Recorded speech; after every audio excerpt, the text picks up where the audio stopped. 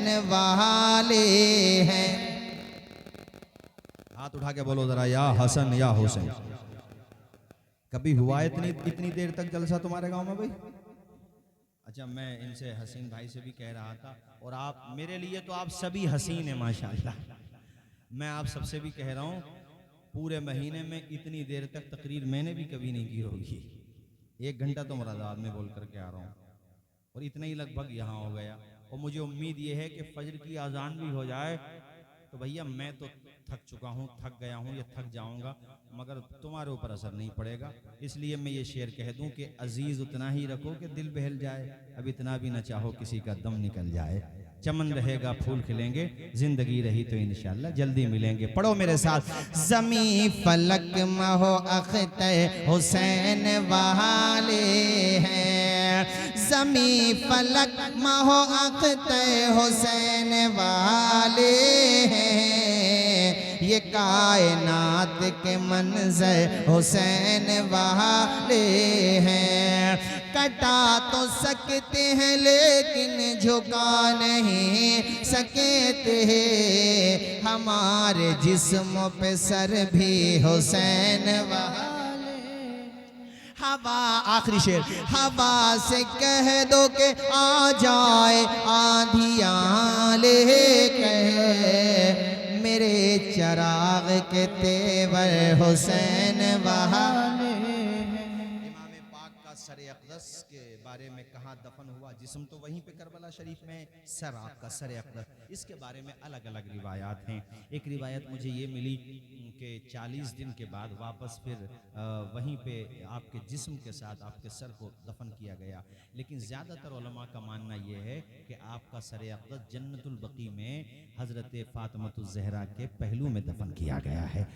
बाज़ ने कहा कि हज़रत इमाम हसन के पहलू में दफन, और भी रिवायात हैं, मगर ज़्यादातर उलमा ने यही कहा कि आपका जिस्म यानी सर के अलावा वो करबला शरीफ में दफन है, और सर जो है वो जन्नतुल बकी यानी मदीने शरीफ में दफन है। लेकिन बाज़ ने ये भी कहा कि वहीं पर और भी अक़वाल हैं, मगर मैंने 2 कौल ही आपके सामने रखे हैं। और मेरे साथियों ये बात भी बता दूं, फिर इंशाअल्लाह खड़े होकर सलाम पढ़ लेते हैं। ज़रा झूम के एक मरतबा कलमा पढ़ो, ला इलाहा, ज़ोर से ला इलाहा।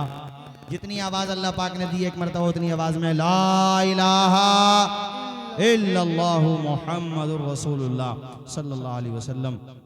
ये भी बता दूं कि इमाम हुसैन की संतान आल औलाद आपके बेटे ज़ैनुल आबिदीन से चली, उनके बेटे हुए इमाम बाकर, और उनके बेटे हुए इमाम जाफ़र सादिक। ऐसे ये सिलसिला आगे बढ़ता रहा। और इमाम हसन की औलाद, तो जो हुसैन से चली औलाद, वो कहलाई हुसैनी सैयद। जोर से बोले ना यार, वो क्या कहलाई? और जो इमाम हसन से चली आल औलाद, वो क्या कहलाई? हसनी सैयद। गौसे आज़म क्या है बोलो? हसनी सैयद। इसलिए कि उनके वालिद का नसब चलते चलते आगे बढ़ते बढ़ते बढ़ते अब्दुल्ला महस तक जाता है, अब्दुल्ला अल महस के बाद हसन मुसन्ना तक जाता है, हसन मुसन्ना के बाद इमाम हसन तक जाता है, इमाम हसन के बाद फातिमतुज़ ज़हरा तक जाता है, और फातिमतुज़ ज़हरा के बाद रसूलुल्लाह तक जाता है। तो वो कहलाई हसनी, वो कहलाएंगे हसनी सैयद। बोलिए ना जोर से, क्या कहलाएंगे? जो इमाम, तो इमाम हसन की औलाद किससे चली बताओ? इमाम हसन के बेटे का नाम था हसन मुसन्ना। जोर से बोलो, क्या नाम था?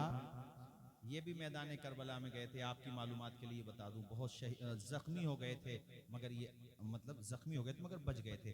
इनका निकाह हुआ फातिमा ज़हरा की, इनका निकाह हुआ हज़रत इमाम हुसैन। कुछ नई नई बातें भी तो सुन के जाओ ना यार। इमाम हुसैन की बेटी थी, बड़ी बेटी, उनका नाम है फातिमा बिनते हुसैन। जरा जोर से बोलो, फातिमा बिनते हुसैन।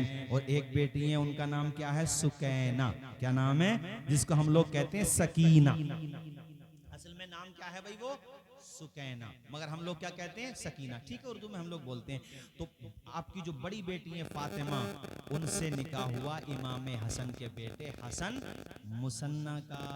तो उनसे जो सिलसिला चला वो कहलाते हैं हसनी सैयद, और इमाम हुसैन से जो आल चली वो कहलाते हैं हुसैनी सैयद। और हज़रत गौसे आज़म बड़े पीर वो हैं कि माँ की तरफ से हुसैनी हैं और बाप की तरफ से हसनी हैं, इसलिए उनको कहते हैं नजीबुत तरफ़ैन, यानी इस तरफ से भी नजीब हैं और उस तरफ से भी नजीब हैं। अब खड़े हो जाइए, सलाम पढ़ लीजिए, मुझे इजाज़त दीजिए, दुआओं में याद रखिए। अस्सलामु अलैकुम व रहमतुल्लाहि व बरकातुहू।